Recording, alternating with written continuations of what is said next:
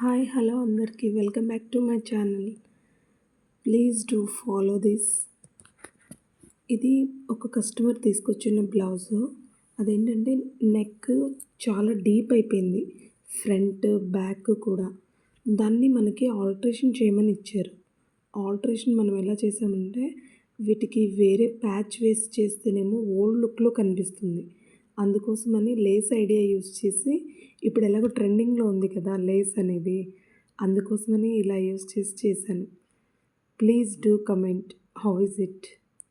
ఓకేనా? Thank you for watching guys.